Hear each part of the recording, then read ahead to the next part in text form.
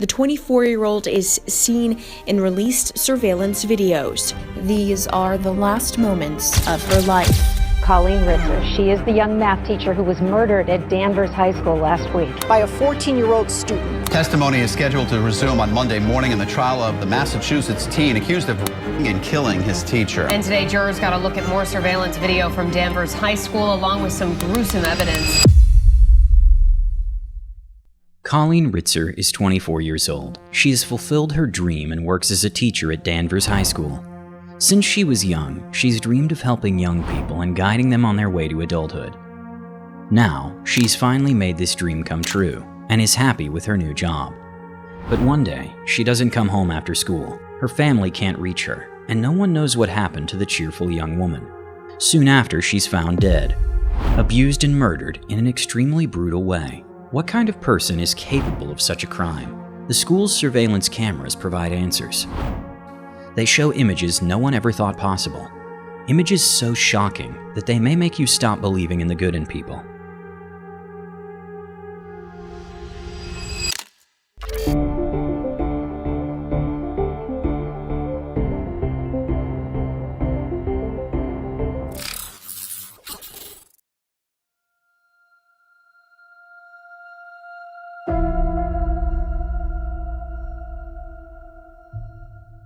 I want to share with you who Colleen is, what our lives, those of us who love her, and it will continue to be without her, and remember how much she suffered in the brutality of the attack.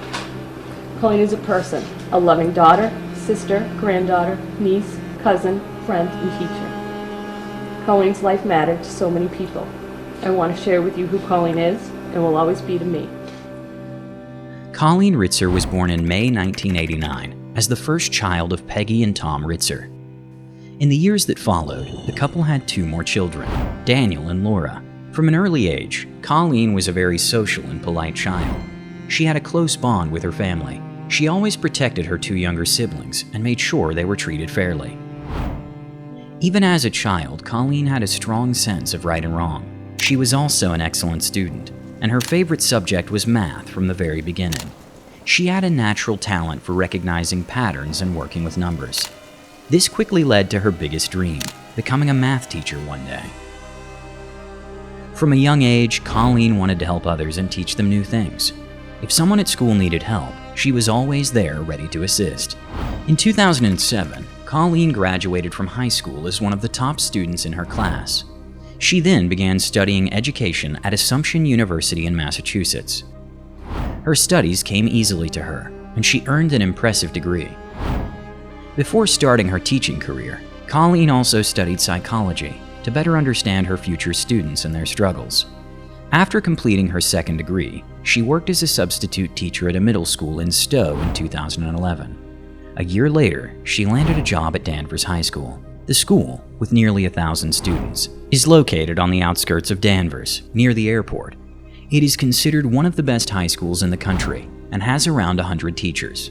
Now, Colleen Ritzer was one of them. At 23 years old, she was thrilled to have this opportunity and dedicated herself fully to preparing and improving her lessons.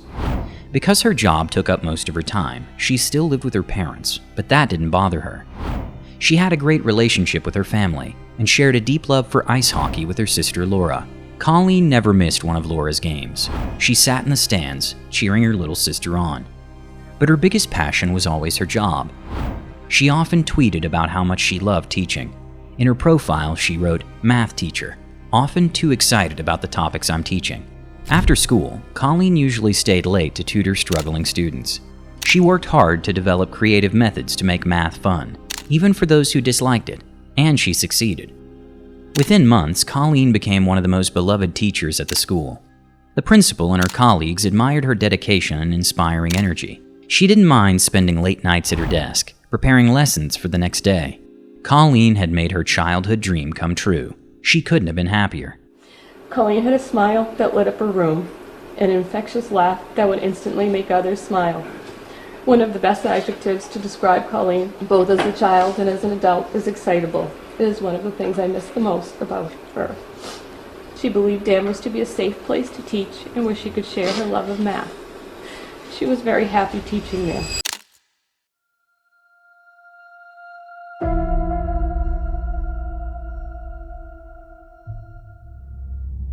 That was the day evil crossed her path.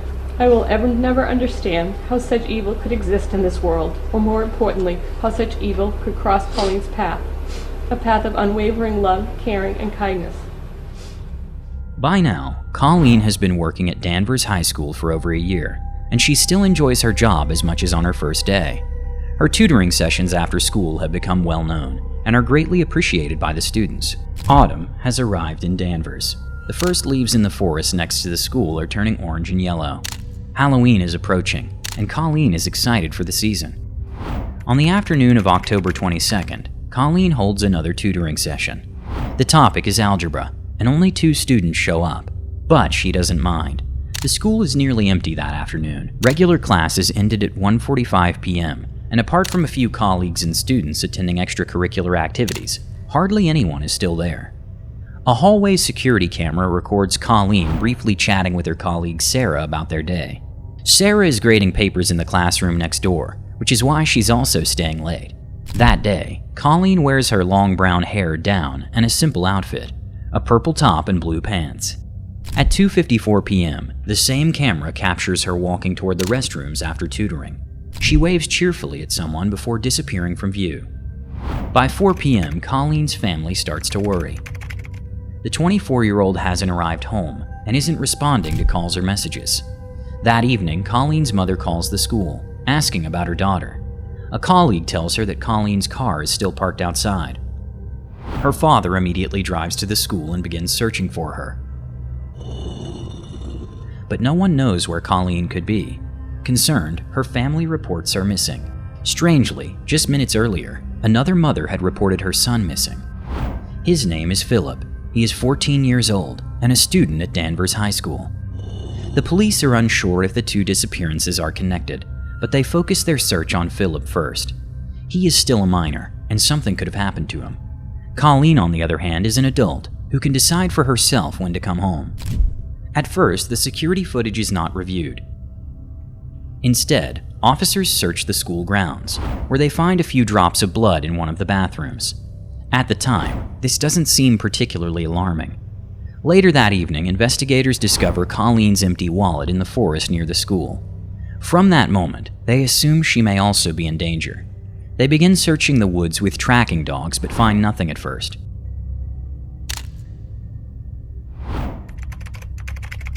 At 12:30 a.m., police locate the missing Philip on a highway in Topsfield. Concerned citizens had called the authorities after seeing a 14-year-old boy walking alone on the dark, unlit road. When officers ask him what he's doing there, Philip doesn't give a clear answer. He barely speaks at all. When they ask what's in his backpack, he simply replies, "Everything I need to survive." The officers open the bag and are shocked by what they find. Inside are Colleen's credit card, her driver's license, a blood-stained box cutter, and a set of blue-green women's underwear, also covered in blood. When asked whose blood it is, Philip responds, "It's from the girl." At 3 a.m., the police finally find Colleen Ritzer in the wooded area near the school. She is dead.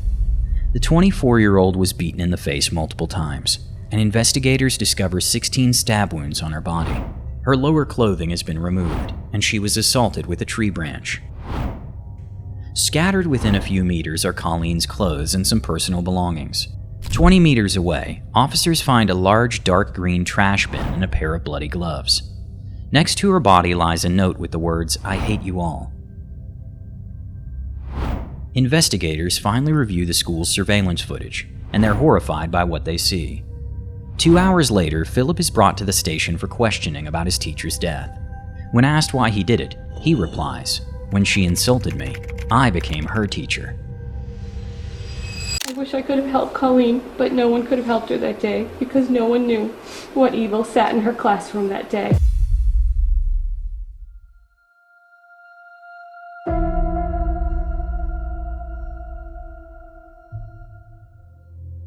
Philip Chism is a 9th grade student at Danvers High School. He recently moved to Danvers from Tennessee. There, he lives with his mother and 2 younger sisters at his aunt's house. His parents' divorce was the reason for the move. Philip struggles deeply with the separation, and even more with relocating. He had to leave all his friends behind and is unable to fit in at his new school. According to him, he hates his classmates because they bully him. Every day he talks about wanting to go back to Tennessee. Philip is very withdrawn, rarely participates in class, but still manages to get good grades. On October 22nd, he attends Colleen Ritzer's tutoring session along with another student. That student later describes Philip as different that day. This time, he isn't quiet and distant, he is angry. The reason is an argument he had with Colleen earlier that morning. Colleen had asked him a question about his past in Tennessee, and Philip reacted with shock. She tried to calm him down, but he backed away, muttering to himself and storming out of the classroom visibly upset. To him, his teacher's question had crossed a line. It was personal and insulting. Despite his frustration, Philip still shows up for Colleen's tutoring session that afternoon. She is surprised to see him, but also relieved, thinking he has calmed down. When Colleen briefly leaves the classroom and runs into her colleague Sarah Quinter, she even mentions Philip.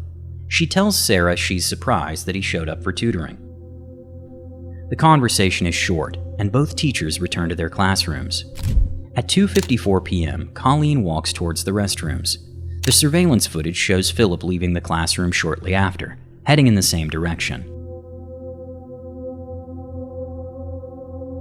The camera captures him pulling up his hoodie and reaching into his bag, where he has hidden a box cutter. Just before entering the restroom, he puts on gloves.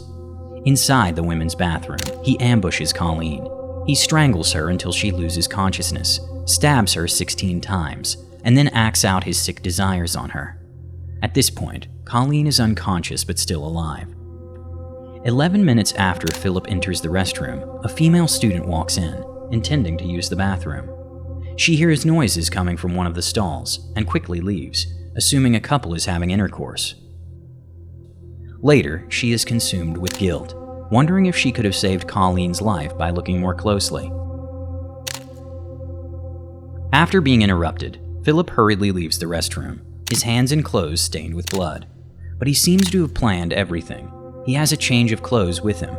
He swaps his bloody outfit for fresh clothes.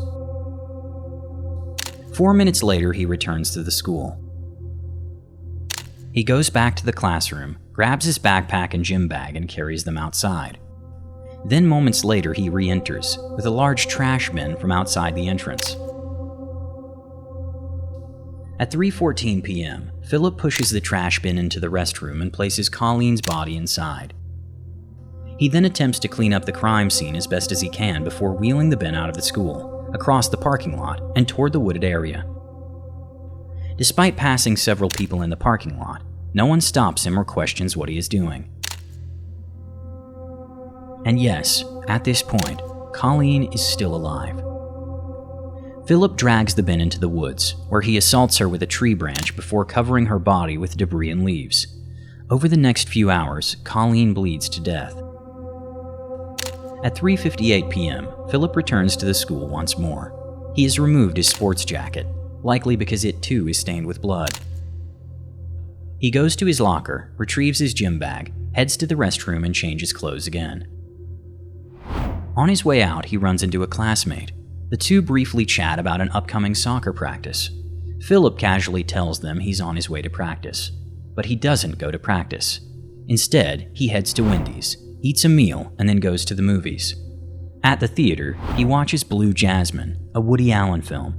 He pays for the ticket with Colleen's credit card. Philip's mother reports him missing in the early evening. Later that night, the police stop him on the highway. During his interrogation at 5 a.m., Philip immediately confesses to the murder. He also tells the police where they can find Colleen's body, unaware that she has already been discovered. As his motive, he cites the conversation with Colleen about Tennessee. However, investigators doubt that this was the real reason. After all, the conversation happened earlier that same day, yet Philip had brought extra clothes, gloves, and a box cutter, suggesting that he had planned the attack in advance. Philip also admits that the female student who walked into the restroom threw him off his plan. He had assumed the school was nearly empty. Since he didn't know if the student had reported anything, he rushed to finish the crime and was unable to clean up as he had originally intended. Following his confession, Philip Chism is taken into custody.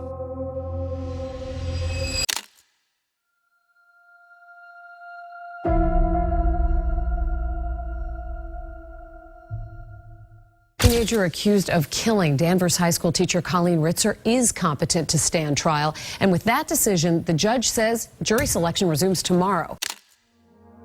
Hey guys, huge thanks for your amazing support over the past few weeks. We're slowly becoming a community. Feel free to leave a like and subscribe. Thanks for everything. Now, on to the shocking case. In 2015, the trial against Philip Chism begins in Salem, Massachusetts, near Danvers. Many of Colleen's loved ones attend the proceedings, most of them wearing pink, her favorite color. Philip is defended by attorney Denise Reagan. She argues that Colleen had already died in the restroom, and that Philip's actions in the woods involved desecrating a corpse rather than murder. She attempts to claim that Philip was acting under extreme psychological distress, triggered by Colleen's question about Tennessee. If successful, this argument could support the claim that Philip experienced a psychotic episode, making him incapable of controlling his actions. Several doctors testify in court, including that Colleen most likely bled to death in the woods. Additionally, Philip had prepared for the attack, bringing a weapon and a change of clothes. This contradicts the idea that he was overcome by a sudden psychotic episode. Further evidence against him emerges when it is revealed that Philip attacked a female prison guard with a sharpened pencil while in custody. Her colleagues heard her screams and intervened just in time. Had they not, Philip might have killed again. This violent incident further weakens his defense.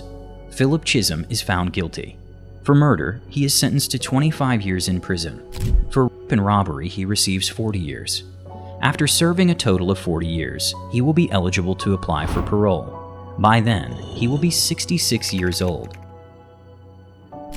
Due to the severity of the crime, Philip is not sentenced under juvenile law, despite being only 14 years old at the time of the murder. Colleen's mother, Peggy Ritzer, is dissatisfied with the verdict. She believes Philip should never be eligible for parole. The only reason he was given the option was because of his age. Peggy thinks this is not a good enough reason.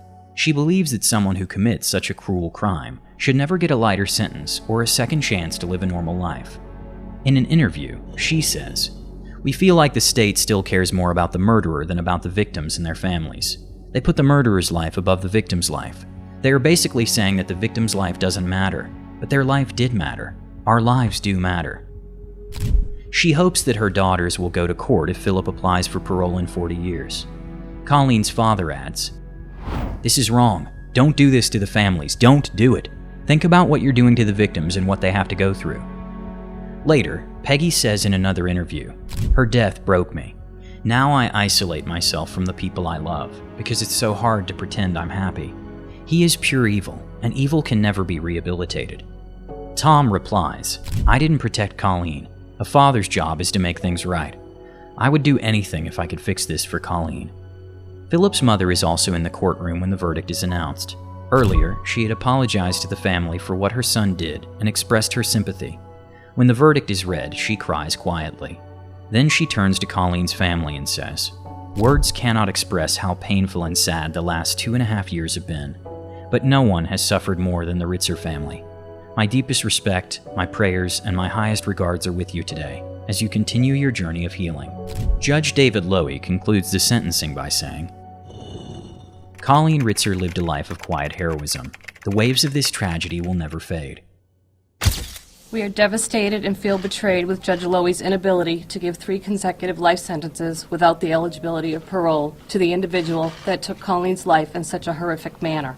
We are disgusted and personally offended with the defense's repulsive recommendation that Colleen's killer be parole eligible within 15 years, therefore putting him back into society at age 29 to kill again.